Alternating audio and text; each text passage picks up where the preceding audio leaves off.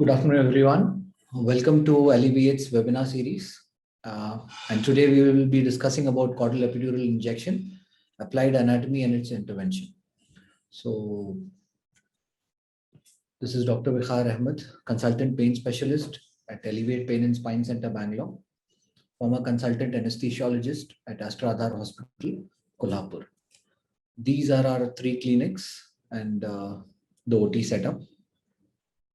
So again, as we always keep speaking that we use both sides, that is the fluoroscopy and ultrasound, and we don't believe in one against the other. Use both, with the maximum benefits which they have. That is the hybrid technique. So let's start off with the anatomy of the caudal, the sacrum and the caudal space. So sacrum is a large triangular shaped bone formed by the fusion of 5 sacral vertebrae. Sacrum plus coccyx are formed by fusion of 8 bones, 5 and 3. Blunted caudal apex articulates with the coccyx and its wide base articulates with the 5th lumbar vertebrae at lumbosacral angle. Sacral, the dorsal surface is convex with 3 to 4 spinous tubercles, and dorsal ramus of the sacral spinal nerve run through the sacral foramina, 4 on each side. That is these foramina are on the lateral side, on either sides. Below the 5th spinal tubercle, an arched sacral hiatus is identified in the posterior wall of the sacral canal due to failure of the 5th laminae to meet. The caudal opening is so called as the sacral hiatus, which is the most important thing, the clinical implication, if you ask me. That is the area through which we will be actually approaching the sacral canal or the space. Roofed by firm elastic membrane, the sacrococcygeal ligament. Again, this is the extension of the ligamentum flavum, and this is also the give way which you get once you are going to enter. The give way which you get is because of the sacrococcygeal ligament. The 5th inferior process project caudally and flank the sacral hiatus, and those are the 2 cornua which you actually will be able to appreciate in the next slide. Also, there are 2 cornua which will be projecting, and between that is only your hiatus. Here you can see that the foramina are on the sides. These are the tubercles, and here you can see that it is not fused, the 5th sacral laminae, and because of that these are the cornu, and here you have the hiatus. This will be covered by your sacrococcygeal ligament. In this it's seen even better. This will also be helpful for us when we are actually doing the scan, and you can see the cornu, you can see the hiatus, you can see the sacrococcygeal ligament, which will be in one line. So sacral canal, it is a triangular shaped, it is continuation of the spinal canal. Each lateral wall has 4 intervertebral foramina. The posterior sacral foramina are smaller than their counterparts, the anterior ones. So the posterior sacral foramina also, that is the reason why when we are actually doing our S1 nerve block and all, locating the posterior foramina is a little bit more challenging, especially when you are doing only under fluoroscopy guidance. Typically at mid of S2, the subarachnoid and the epidural spaces cease to exist. S1, the end of S1 to S2, or there are variations which do exist. It can also extend to your S2 and below and the upper margin of S3. That's also a reason why we say that don't get into the space with the needle further beyond that. Venous plexus ends usually at S4. Vessels concentrated in the anterolateral portion of the canal. This is again important. So adipose tissue reduces with density with age. So the reason why the block is unpredictable, because you should also understand that caudal epidural is something which we give in pediatric anesthesia, and it's not so much utilized as anesthesia point of view in adults. And that is also a reason why, because it is not predictable for anesthesia, because the adipose tissue, the density comes down with age. So these are the different shapes of the sacral hiatus. Again, very important, clinical implication, because these will, the reason for the difficulty in actually inserting the needle into the space is this. This here you can see that it's a normal, inverted U or V shape, which is very commonly encountered. This is a slit. Again, in this area, in the next slide, you will also be seeing that if it is very, very less and the depth is less, and so going through that, it will be very difficult. Maybe you will not be able to insert any needle more than 22 gauge. So if at all you have only fluoroscopy, this can, and you're not able to get in, this might be a cause. So this is again a large sacral hiatus, but good for us. We can actually insert it easily. This is again a defect, a midline defect with a large sacral hiatus. The distance between the dural sac and the tip of the hiatus is approximately, it can be, the mean can be 45 mm. Posterior sacral foramina are sealed by your multifidus muscle and your sacrospinalis muscle.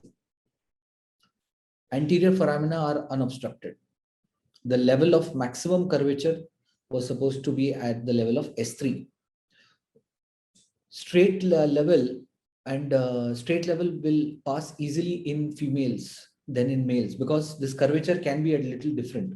So if you have not curved also in a females, that curve, because of the curve, the being a little less, you can actually get in. The angle between the lumbar canal and the sacral, this is what exactly the clinical implication is, that we can enter through much easily, because the curvature is less in females.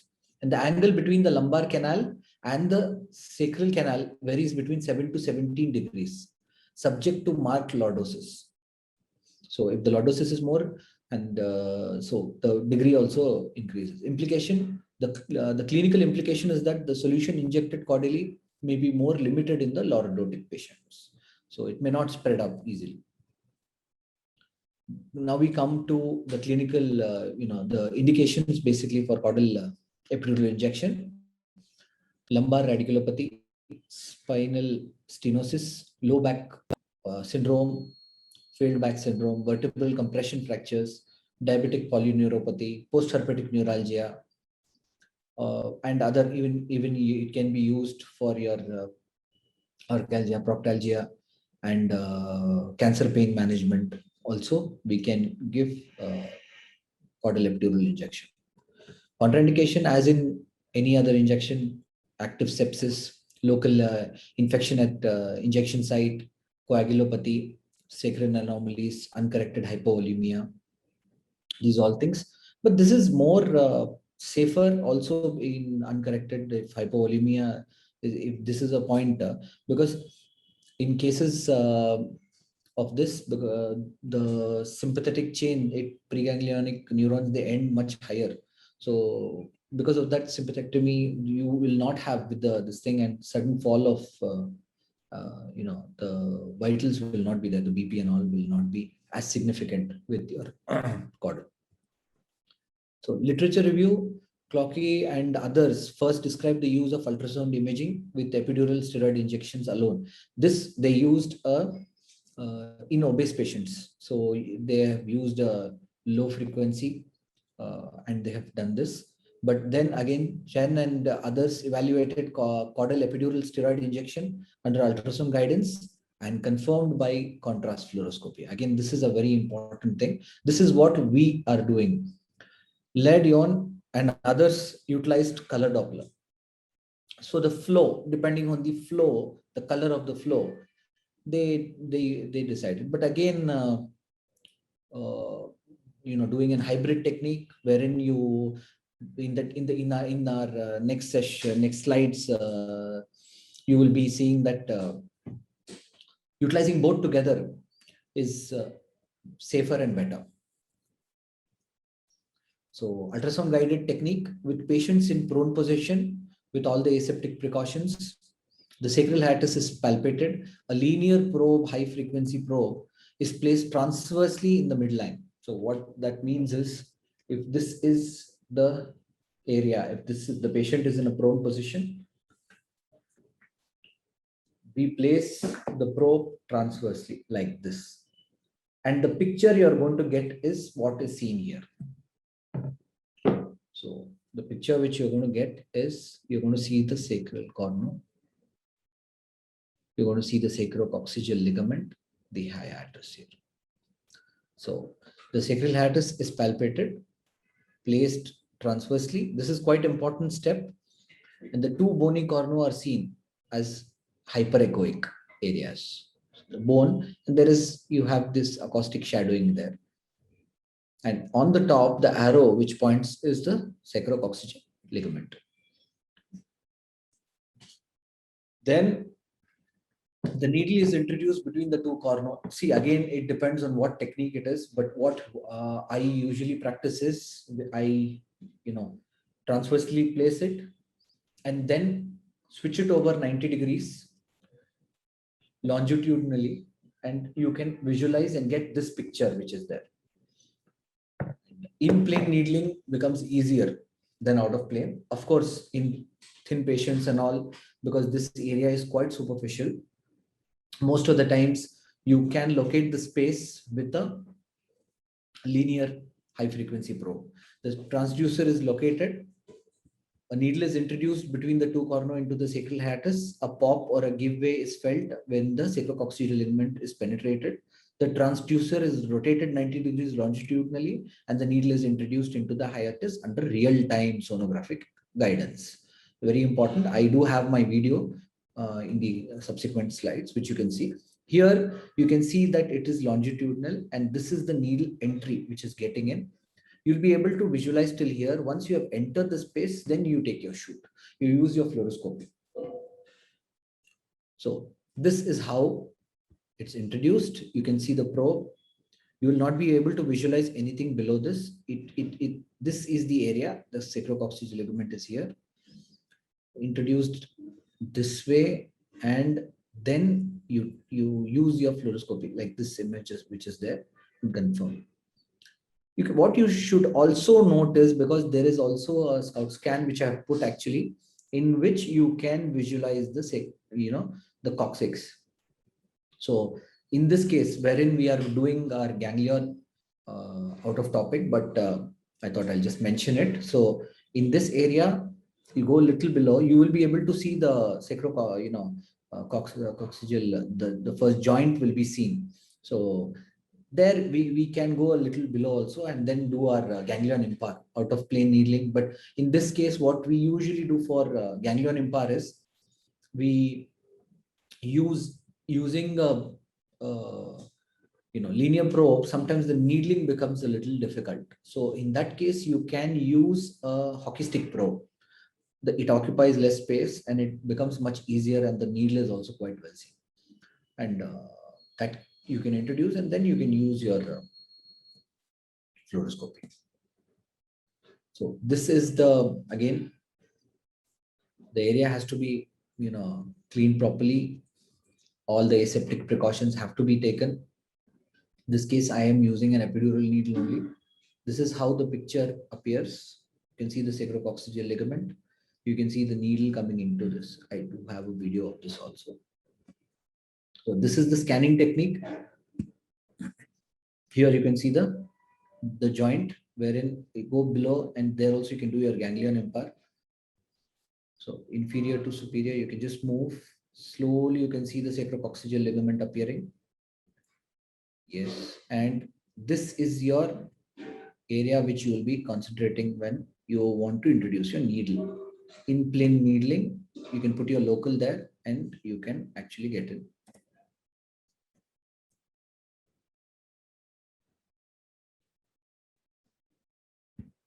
This is the needling. Again, a two-way needle I'm using in this case, and you can see that it is pierced your sacrococcygeal ligament, and you can see that needle tip. All time visualizing the needle tip is very important. You get in and you stop there, because you will not be able to visualize anything below this. There's a bone covering, there's an acoustic shadowing. So you can enter and then you take your shoot. You can actually use your fluoroscopy. So the main reason why we are using fluoroscopy is this is a vascular area only. As we discussed, anterolaterally, you've got your vessels concentrated there, you've got your venous plexus. So you need to enter, and then it also confirms your area. You can take a lateral shoot, and you can also, come back to your AP. And here you can see that when you take a shoot, it is typically a Christmas tree appearance. You see the sacral nerve roots going off there, and that is very helpful. And you wait for a while. Why do you wait? You wait for this picture again to see a vascular spread, as we will be seeing in our next. See, you can see the vascular spread in this case, and it's always better you reposition your needle before you inject anything at this point. So vascular spread cannot be ruled out with your ultrasound alone. So it's always better you get both fluoroscopy also. So use a hybrid technique in which you can actually visualize your